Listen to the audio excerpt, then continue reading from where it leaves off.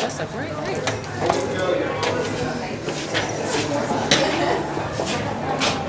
Thank you. Yeah, it's people.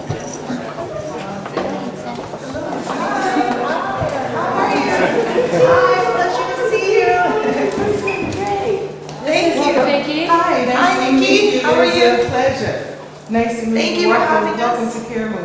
We're really excited to have you. Hi, how are you? Stephanie Brown. Good to This see is you. Terrence Spivey. He's the artistic director of Karamu House. And we have a little audience out there with a microphone. We have some photo outs here.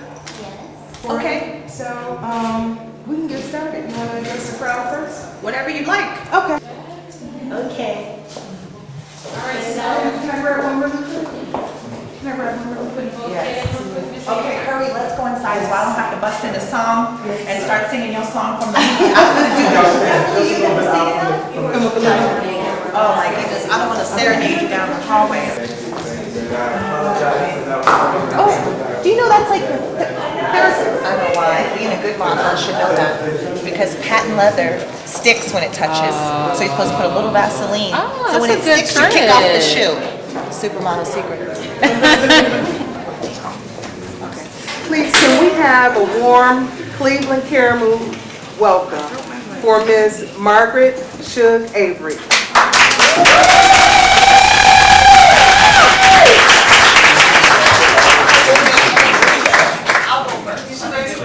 She's taking pictures. You know what? She's busy.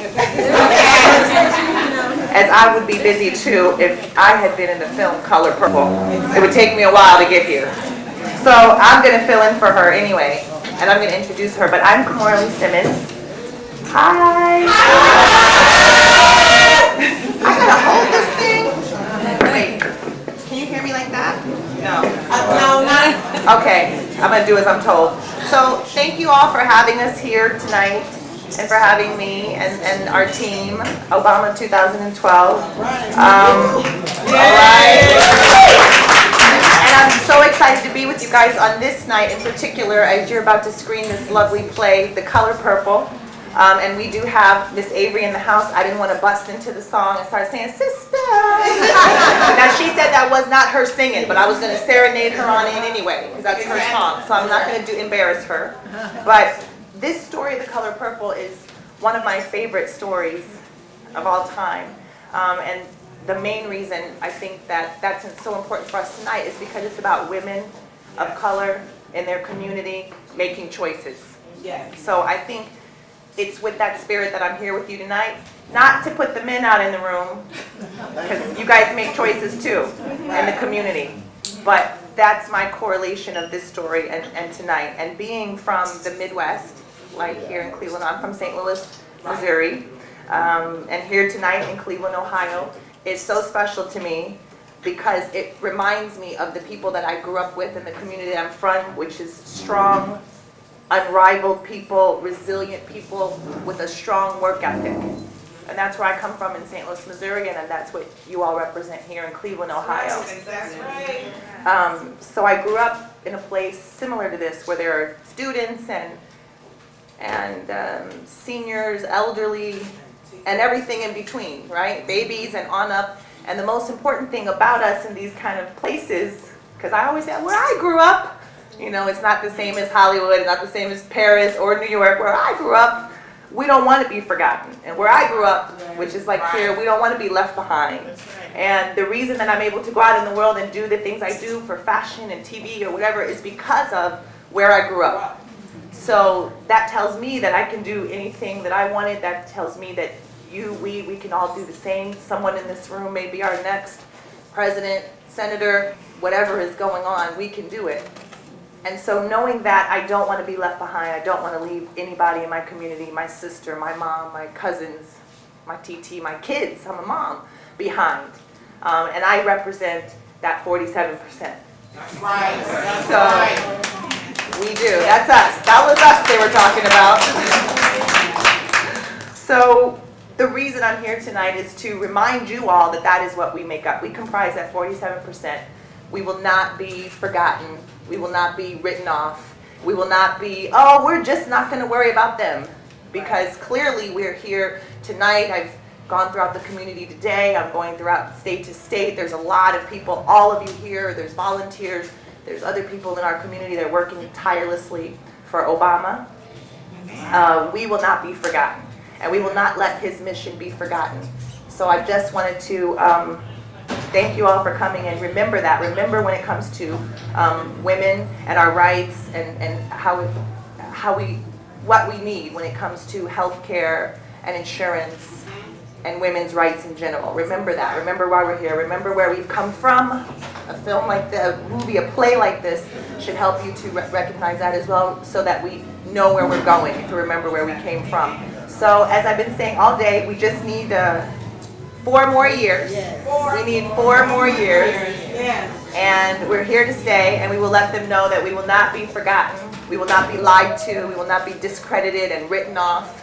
Because every time I look in the mirror, every time I look at you all, when you look at me or yourself or one another, you know what we represent. So here tonight, this is a sisterhood and a brotherhood that we all have together. And with that spirit, we will go throughout the country, and we will get this brother, Barack Obama, reelected into office with all of your help. So thank you all, and have a fabulous night with your screening. And now, without further ado, I will introduce to you the fabulous woman of the evening, Miss Avery. Margaret. Are you really Miss Avery? Avery, yes. Miss Margaret Avery. Avery, yes, and playing Suge Avery. That's Thank you so much. Thank you. We all know how crucial this election is, and Ohioans, you are really on the map. Everybody's looking at you. I've come all the way from California to help you win this election, because when you win, California wins. Because that's the kind of support we need our president to have. And when you vote, I've been out canvassing, that's what they call it, knocking on doors and today, and we got drenched yesterday, but it was all okay. But today, I'm telling you, knocking on the doors, a lot of people were saying they were registered. We're trying to encourage people to register early, because this helps the campaign. It brings in more money.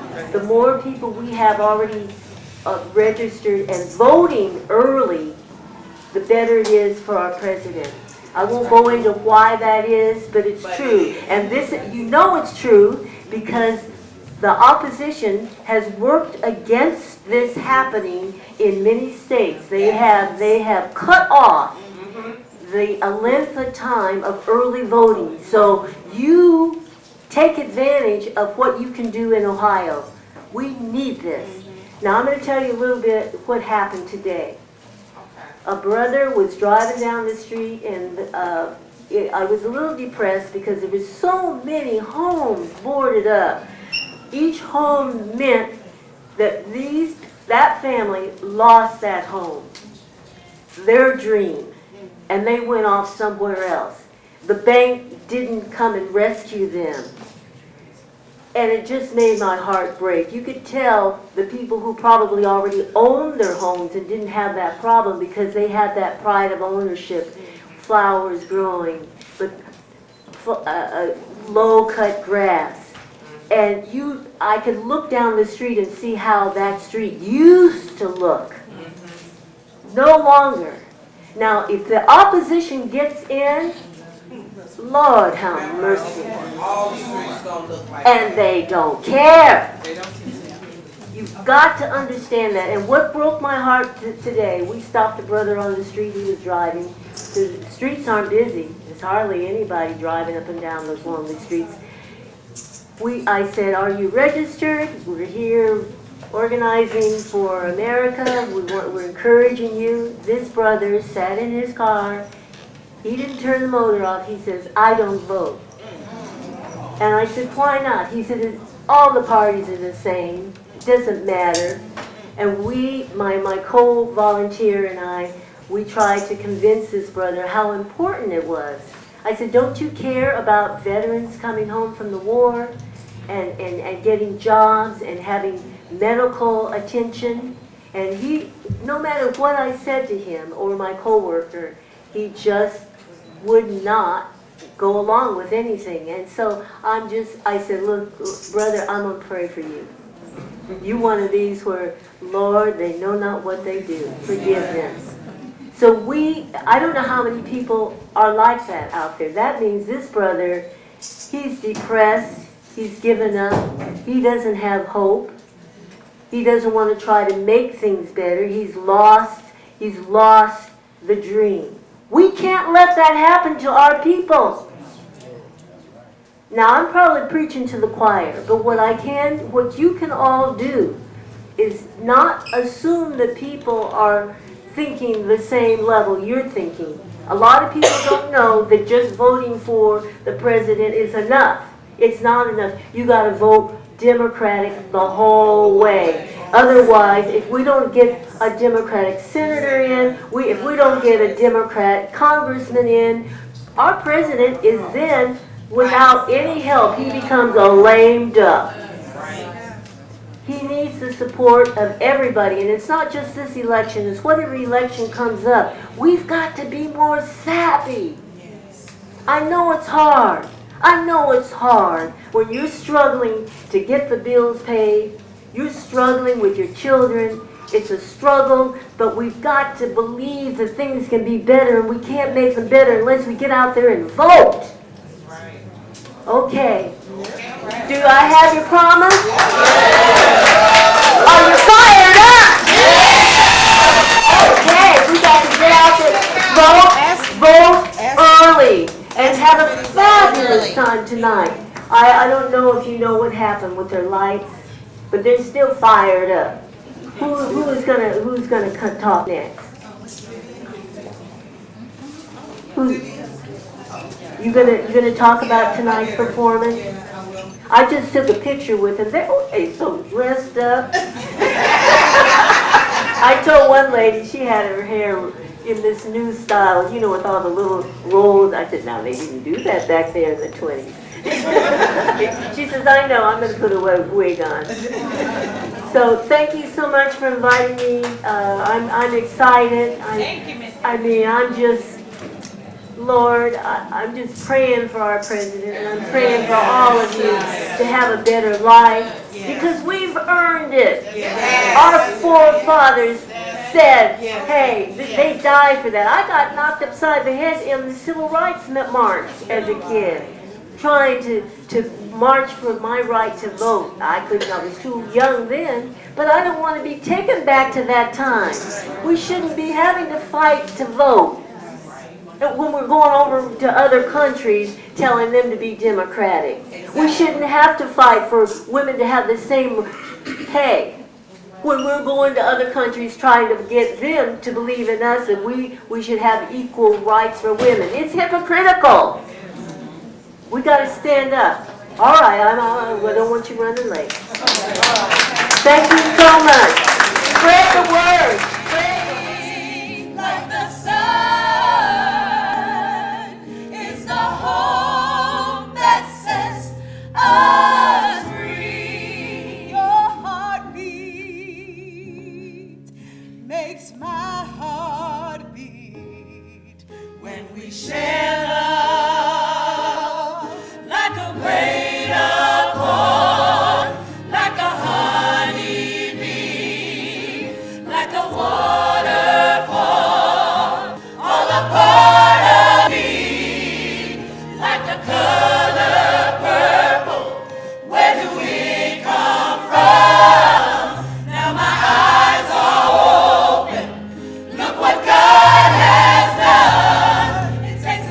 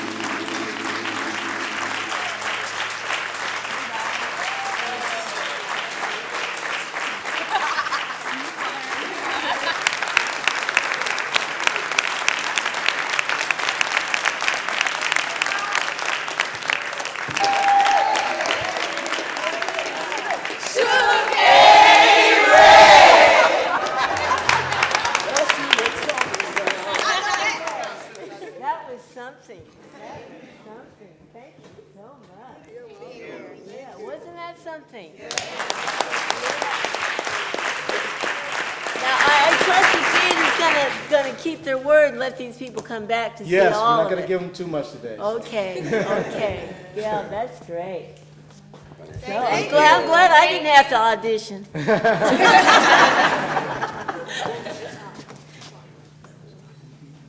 He asked, Yes. would I like to talk about my experience in the movie? Yes. It was just a labor of love, I mean, because reading Alice Walker's book, and a lot of people never read her book before seeing the movie, so in the book you see a lot more, particularly the redeeming qualities of the men, Mr. and Harpo. You really see a lot of that how they really changed. But all of that had to be cut from the movie because it's already I think Steven Spielberg, the director, said he cut out 2 hours of the film. So that storyline really got kind of wiped out, so you don't see too much of it in the film. But they actually, Celie in the book was making clothes for Mr. And sitting on the porch, there was a scene that Danny Glover and Whoopi had that was on the porch. It was just beautiful, and they had to cut that. And that was like them talking about the past and how the two of them had changed. And so he said that he cut, with those 2 hours, he had tears in his eyes because they were just beautiful scenes. Myself, I memorized 8 other songs and Tata Vega did my singing for me. A little 5-foot Puerto Rican bombshell. But I memorized every song, and we just never got to those songs. It just got to be too long. So the film definitely was a labor of love, and what I can say about it is that it's a classic now, you know, and it was a blessing for all of us. It certainly was a blessing for me, for people to still come up to me after 27 years and call me Suge. I mean, you know, and I don't mind. So, and people say, oh, you look the same. Well, that's because they aged me in the film, so now I look the same.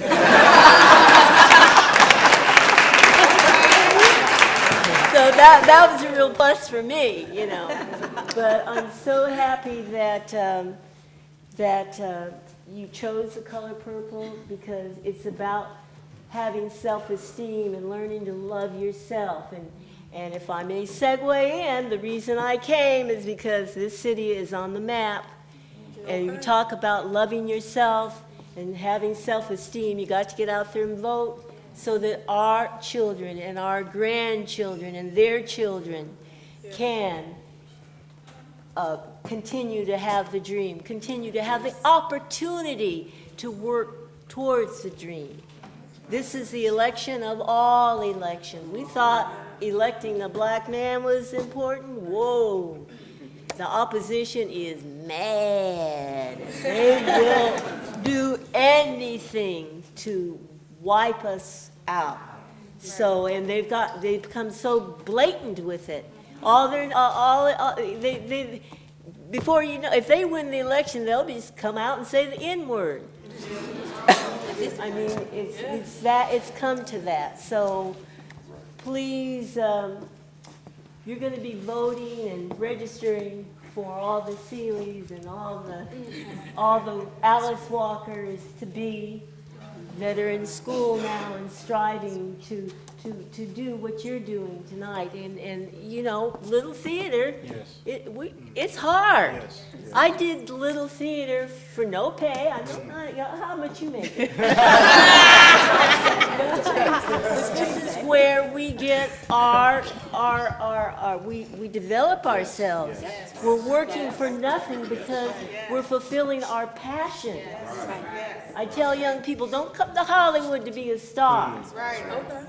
There are what, 30,000 Screen Actors Guild members, and there's less than 1.01% that work. So, very few actors and people in the business ever even qualify for our old folks' home. Yeah, right. Because you have to have 20 years of earning a substantial amount. And what they say is that actors, we have maybe like a 5 or 6 year heyday, get a series or something, but we don't get that 20 years. So, get your education. Bless God. Bless God.